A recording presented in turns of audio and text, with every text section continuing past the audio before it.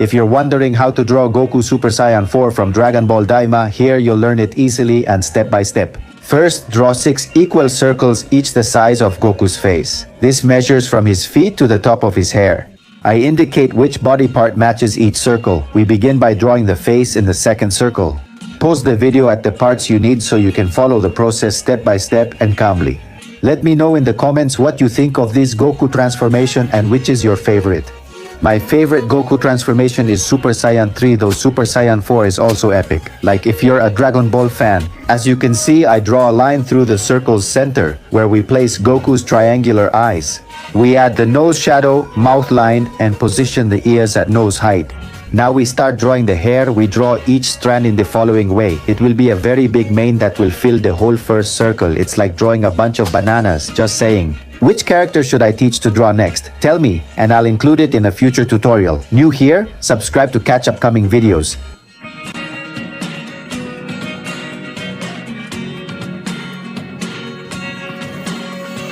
Once we've drawn all the hair, we move on to drawing the torso. To draw the chest, we do it as if we were going to draw a heart or a butterfly. This is Goku's chest, which won't have red fur. To draw his upper limbs, we make a kind of skeleton where we mark with a circle where each joint goes. As you can see, each part of the arm is almost the same length and goes down to the pelvis. We draw his arm with these curves, simulating his muscles. Now let's move on to the pants, which are very simple. You just have to follow the size of circles 4 and 5 and add some wrinkles to give that fabric effect in circle 6. Shall we draw the boots?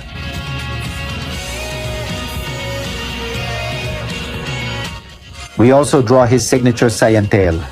Now that the sketch is done, we move on to outlining and coloring. First, we erase part of the sketch, then outline the drawing.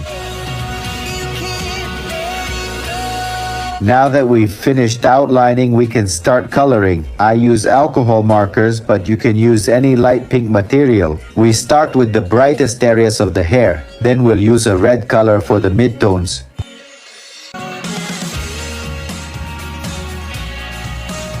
Thank you for watching, and then we'll use a darker red color for the shadow areas. This technique will make your drawing look almost 3D and appear more epic.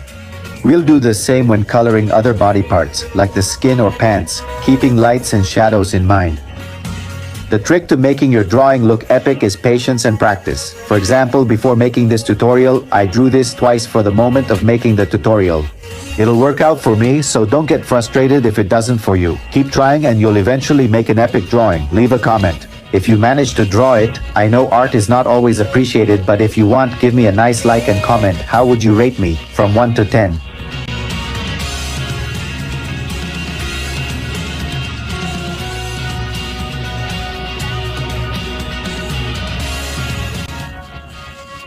The next one will be twice as good.